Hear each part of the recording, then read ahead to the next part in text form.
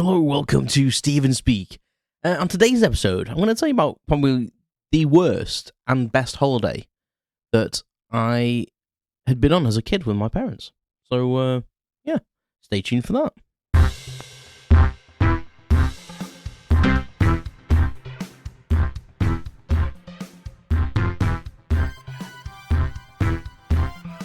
Welcome to Stephen Speak, the podcast. Unscripted prattle on everything and nothing.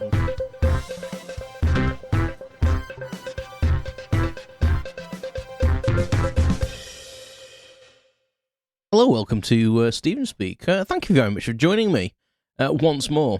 I'm hoping you're enjoying the series so far. If you are, please like and subscribe. I hate people when they say that on YouTube, but you know, you've kind of got to say it to remind people. But I appreciate you listening, so thank you. How are you doing today? Are you well? I hope you are. I'd actually like a bit of feedback. I'd like to know where people listen to this. Is it in their own home? Is it while you're doing work? Is it when you're walking around? Is it when you're out doing exercise? I'm just wondering. I'm just curious. I'm a curious person.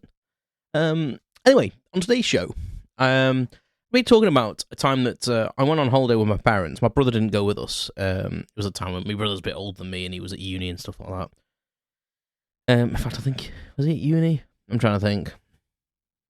Yes, he would have been at university. Just started, I think. So we went on a couple of holidays without him, and I think this was my second holiday abroad. And we went to the island of Menorca, which is one of the islands off the coast of Spain. And I think there's a name for them, but I can't think what they're called. You got Mallorca, Majorca, and Menorca. Is that right? But Menorca's quite a small island. I actually went there in more recent years with a previous girlfriend. And it hadn't really changed. We hired a car and it hadn't actually changed at all. Although I didn't go to the place that we'd been on holiday to previously, but we went a couple of places where we had been previously. You know what I mean? And it was quite. It was quite the same.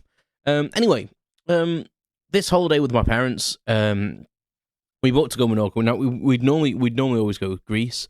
My mum and dad liked Greece. I think we'd been there twice up to this point. Maybe once. I can't remember.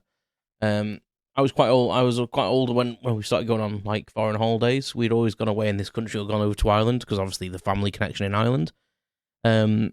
So to kind of go somewhere abroad was quite a new thing to me. I think I was 14 when we went to. Yeah, this would have been our second holiday. So my first foreign holiday was to Greece and Skiathos, which was a lovely little place, but it was really quiet. But I wasn't that bothered because it was the first time on holiday without my brother, and it was a new experience being abroad and stuff. And even though there wasn't too much for me to do, we only went for a week, I think. I can't even remember. It's sad, isn't it? It's weird how your brain plays tricks on you. I'm pretty sure we went for a week, and it was self-catering. And we left. It was the first time we'd left my brother, and we decided it was successful. My brother didn't kill himself. He didn't wreck the house. In fact, the house was surprisingly spotless, and I think I remember talking about this in a previous episode. I don't even know. But yeah, we came back and the house was absolutely spotless, which is really suspicious, isn't it? You know, what have you done to the house to make it so clean? I think he was 18, maybe 19 or so. So it was a bit bizarre. So we booked to go away the following year, and we decided to go to Menorca because I think the idea was, there wasn't much for me in the Greece holiday, and we'd try somewhere that was maybe a bit more popular for families. So we booked Menorca. So this was 1998. And we went in the height. We went pretty much. It was towards whenever the World Cup was on, basically, which would have been towards the end of the summer. I think I can't even remember. I should have googled this beforehand. But basically, when the World Cup was on, that's when we were there. We went for 2 weeks, and it was bloody gorgeous weather. It was really sunny. And the same, my mum and dad had booked it because they thought there'd be more for me there. We went self-catering again, because we pretty much always did that, because back in the day, it wasn't my mum and dad, I don't know, they always shied away from the all-inclusive stuff, and I think they didn't mind, getting breakfast and lunch and eating out for tea. So we used to go to like local markets and just buy like a bit of bread for lunch and some cereal for breakfast, and that used to kind of do us, and just go out for a meal at night. That's what we did for years, to be honest, and it was nice. But since I've been going away on my own, I've kind of always opted for the all inclusive because, yeah, I'm lazy, really. And even though it's nice to go and discover places, it's also really nice, like when you've got a full-time job, just to go and not have to think about where you're going to eat tonight, how much is it going to cost, how much to budget for, and it's nice. The all-inclusive thing is nice when you just say, "Rally, I know I've paid X amount of money and everything's included, alcohol and everything, drinks." So you know how all-inclusive works. Why am I explaining it? I don't know. Maybe you don't know how they all work, so maybe that's been beneficial to you. Anyway, yeah. So we go to Menorca and we go to this little complex, and it's like its own little swimming pool, which I don't think we really use, to be honest, because we're that close to the beach that we just go to the beach. And yeah, it's a nice little place. So I'm probably 14 at this point, big into football, big into soccer, for the American counterparts. And obviously England are in the World Cup, and there's a little like restaurant bar across the way from our apartment. But we get there and we soon realise, day one, wandering around, there's really nothing for my age range.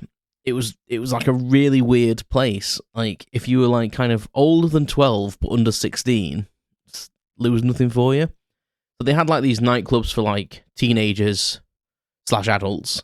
Then they had the adult places, and then they had loads of kids stuff, like kids water parks and like kids amusements. But they were all like kids rides, like when I say kids rides, like toddlers and like kids up to like 10, 11, maybe 12 at a push. So I sat in this weird teenage category where I didn't want to go into them because they were too young for me. I thought that's not me. I'm old. I'm above that now. Like, that's kid stuff. And I wanted to go into the nightclubs, but mum and dad wouldn't let me because they were like, "No, you can't go into there because now you're not old enough for that." So this weird gap. So it was really frustrating because I was thinking, "Oh, this is gonna be a shit holiday. It's gonna be like the last one where."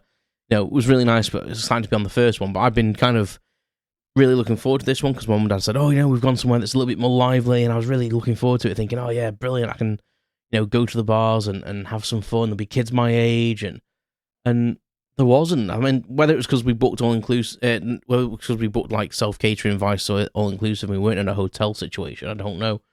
I was never one to like just try and make friends. Like I taught us people. Don't get me wrong, unsurprisingly. But, like, I wasn't one to, like, go out and try and make friends, because it's like, well, I'm only here for a week or two, like. So, if something naturally occurred, like I was in the vicinity of people and something happened, then I was okay with it. But I would never really go out and seek something. And I'm kind of like that now, if I'm honest with you. If I'm put in a situation, I'll be the friendliest person and I'll make connections. But if it doesn't happen, I'm not asked. Which might surprise you. I don't know. It surprises me a little bit, because I am kind of like, everything with me is an extreme, as I've said a million times. Like, I'm like the friendliest, like, social person. I need people to be near me. I need that connection. I need to know that someone's there if I need them. But I'm also, like, so loner as well. Like, Sarah's gone out today, and I'm really happy because it gives me a few hours on my own to just do what I want. I can record my podcast. I'm gonna have a bath in a bit. And it gives me just an hour or so just to be alone, which is nice, because like, she has that alone time when I'm at work. She gets alone time in the house, but I really don't. I work with people, and then I come home, and then I'm with her. And it's all very... we do have our separate places in the house, but to know that they're not in the house is kind of a big thing. So, yeah, I'm kind of like that when I go places as well. Like, I'll keep myself to myself, and if something naturally occurs, and I'm in the mood, then fantastic. Yeah, but I was in a bit of a quandary in the Menorca thing because I was a bit unhappy because I was thinking, like, what am I going to do? But the World Cup had just started, and the little Taverna pub thing across the way was the place that I pretty much lived in the entire holiday. So if I wasn't eating, sleeping, or in the sea, I was in there watching the World Cup, which was in France in 1998. I don't even. It had like a weird little. Was it like a little? It looked like Woody Woodpecker in a way. It was like a little cockerel thing, a little bird like mascot thing.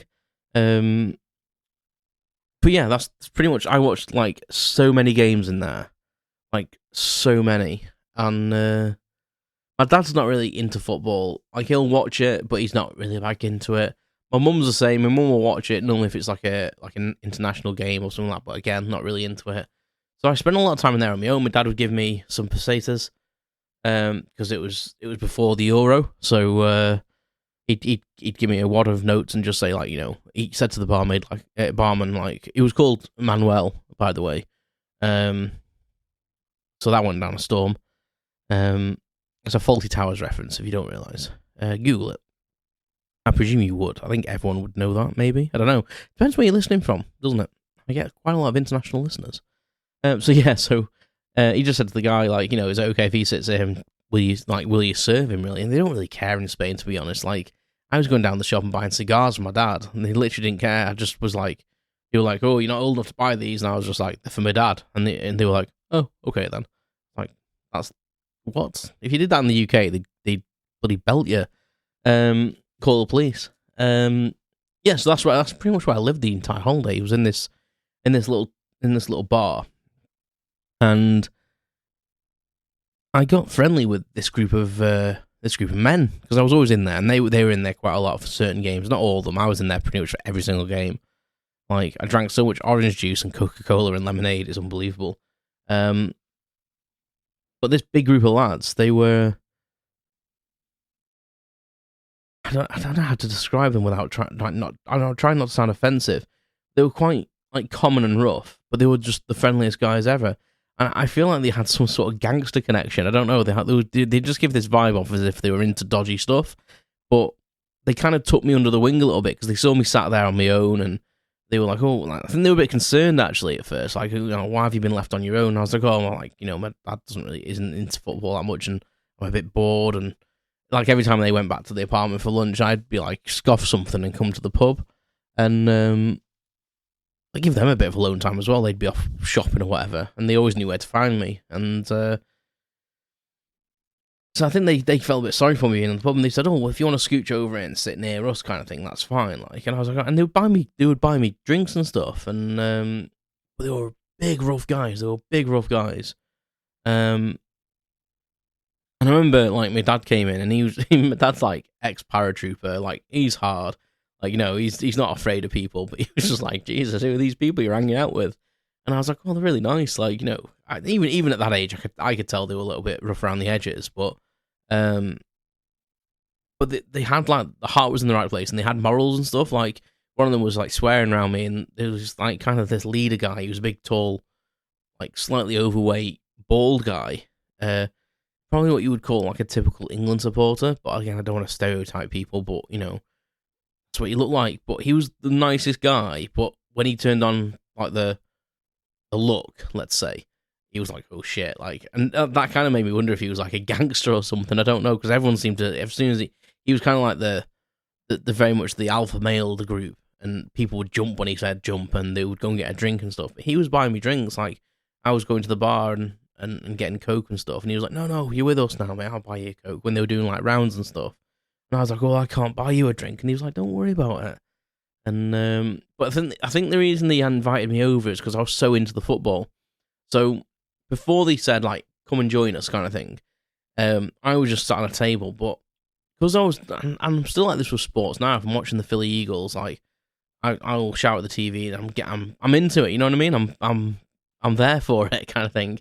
And I was probably, like, shouting at the screen and like, throwing my arms up in the air, going, oh, bloody hell, ref, like that kind of thing, like, proper old man style, probably. And I caught them every so often, like, nudging their eyes towards me, like, looking at each other and saying, hey, you've seen this kid over here, and I think they were like, he's funny, look how he's reacting, he's like, he's more passionate than we are about it, kind of thing. And I was shouting about I think I was one of them, like, they shouted a rule, and I was like, oh, bugger off, ref, you've just changed that rule, you don't even know what it is, and all this, like the FA's just changed that, FIFA have just changed that rule, and you don't even know what it is yourself. Why have you give someone a yellow card for that and all this? And that's kind of thing. That's what, like, got them to invite me over in a way, because they kind of saw the passion that I was there, and thought it was funny, and thought, well, this kid's on his own and he's funny. Let's get him over here. And that's pretty much like how I spent my holiday. Then is in this bar, and that sounds really sad. I spent the entire, like, most of the holiday watching football. But for me, that was brilliant, and it broke the day up as well, because the games, there was someone during the day, someone on the evening, so it broke the day up for me, because otherwise I would have been bored stiff. I'm not one to sit in the sun. I think I've said this before, that, even if I go on holiday somewhere abroad, I don't sit in the sun. I will sit in the sun for a limited amount of time, don't get me wrong, but I'll then go and seek a shady place for a while, then I'll go back into the sun. So the only time I really fully expose myself to the sun is when I'm swimming, or walking around, really, I suppose, like just wandering. So we would go to the beach like every single day. And I'd spend a couple of hours in the sea. We'd normally come home for lunch, or we'd go to the beach after lunch and stuff like that. We'd use the pool a couple of times, but it was, I think we used the pool a couple of times, but it was mainly the sea. So sometimes we go down to the sea early, then come back for lunch, and then pop down again. It was a little bit of a walk. It was close, but it was a little bit of a walk. So it wasn't like I was like my parents were like dumping me in there. It was what I wanted to do. Because I think my mum and dad were actually concerned, like, you can't spend your holiday watching telly, and I was like, well, there's nothing else to do, which they acknowledged, and I really like football, so I'm quite okay with it. As long as I'm allowed to buy myself a drink and maybe have some snacks, then I'm pretty much golden. And I think one of the things that stood out as well, like, it was the World Cup where David Beckham got sent off for kicking out at is it Simone from Argentina.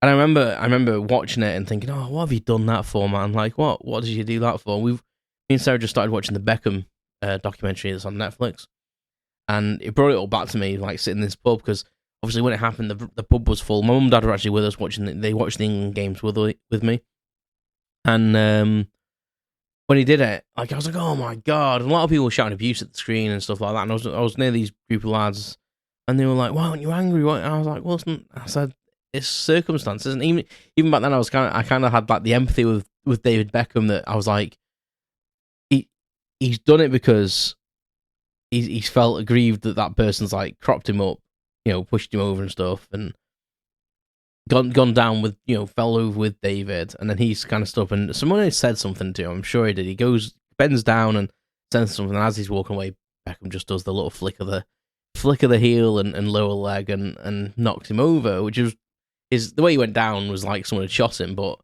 you can't do that fundamentally, can you? You can't do that. And I think everyone was like giving David Beckham a hard time in the pub, and I was like kind of a voice of reason.